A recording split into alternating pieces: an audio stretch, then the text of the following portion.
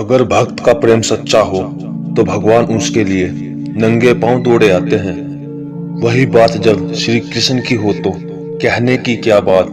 अपने भक्तों के लिए वह न जाने कितने रूप धरते हैं और कितनी ही अनगिनत लीलाएं कर चुके हैं, जिनका प्रमाण हमारे धार्मिक ग्रंथों में मिलता है। ऐसी ही एक रोचक कथा है जब श्री कृष्ण जी ने अपने भक्त के लिए एक अनोखा काम किया। तो दोस्तों आइए जानते हैं इस कहानी के माध्यम से भगवान श्री कृष्ण की अद्भुत लीला। अपने भक्त के लिए भगवान श्री कृष्ण क्या क्या कर सकते हैं। तो साथियों, हमारे चैनल पर नया है तो चैनल को सब्सक्राइब जरूर कर लेना और वीडियो आपको अच्छी लगे तो प्लीज लाइक जरूर करना। एक बार की बात है, किसी नगर में एक राजा ने एक मंदिर बनवाया जिसमें श्री कृष्ण की एक मूर्ति भी रखवाई, लेकिन उसकी कभी पूजा नहीं की।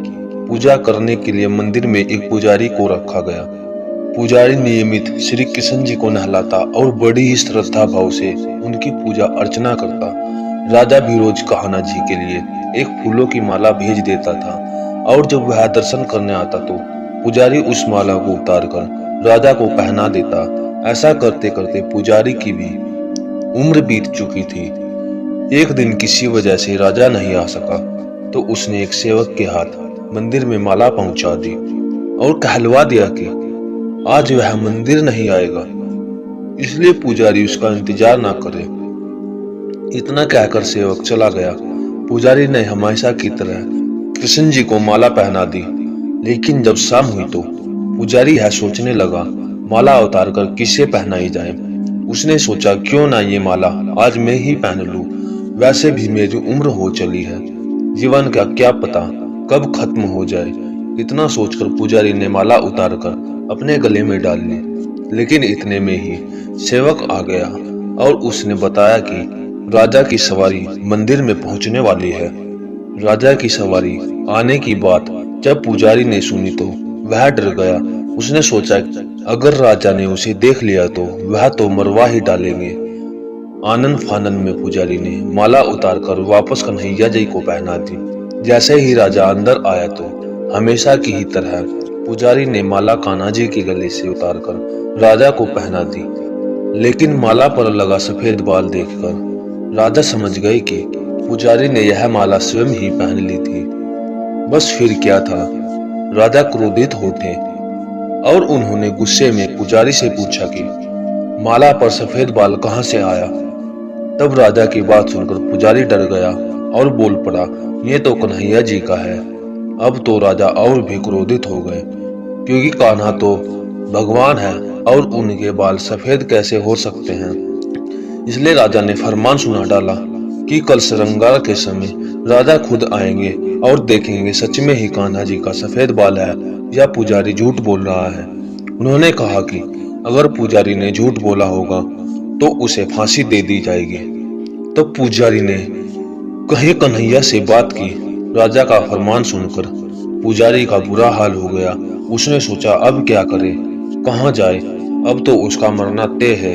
तब रोते रोते वह भगवान की शरण में आ पहुंचा और उनसे कहा कि एक केशव, मुझसे झूठ बोलने का अपराध तो हुआ है, लेकिन हो सके तो मुझे अक्षमा कर दे और राजा से रक्षा करे। पुजारी ने कहा कि हे माधव, आपकी सेवा करते करते मैं वृद्ध हो चुका हूँ, अब आप मुझे माफ कर दीजिए, ऐसी गलती दोबारा नहीं होगी।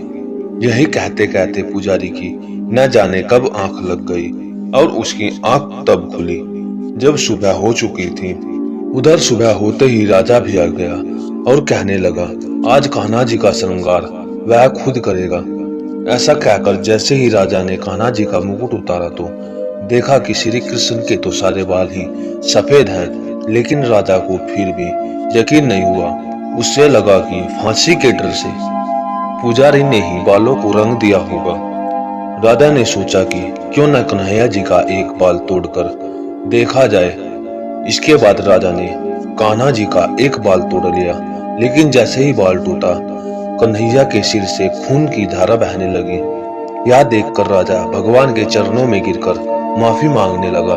तभी श्री कृष्ण की मूर्ति से आवाज आई, हे राजन, तुमने मुझे केवल मूर्ति मात्र ही समझा, इसलिए आज से मैं तुम्हारे लिए केवल मूर्ति मात्र ही रहूंगा, लेकिन पुजारी ने सच्चे मन और पूरी श्रद्धा से मेरी भक्ति की है, इसलिए उसकी अनन्य भक्ति को देखकर मुझे अपने बाल सफेद करने पड़े। कन्हैया जी ने कहा कि भक्ति में कभी भी संशय नहीं होना चाहिए और सच्चे भक्त की लाज तो मैं कभी जाने ही नहीं देता। तो दोस्तों, हमारे श्री कृष्ण भगवान जी ऐसे हैं कि अगर आप सच्चे मन से उनकी भक्ति करते हैं तो वो आपको किसी न किसी रूप में दर्शन दे ही देते हैं, आपकी लाज बचाने आ ही जाते हैं। आप सच्चे मन से भगवान श्री कृष्ण की भक्ति कीजिए, आपका उद्धार जरूर होगा। तो साथियों, इस कहानी के माध्यम से आपको अगर कुछ सीखने को मिला तो प्लीज लाइक करके अपने दोस्तों के पास वीडियो को जरूर शेयर करना और ऐसी वीडियो देखने के लिए हमारे चैनल को सब्सक्राइब करना। धन्यवाद। जय श्री कृष्णा। राधे राधे।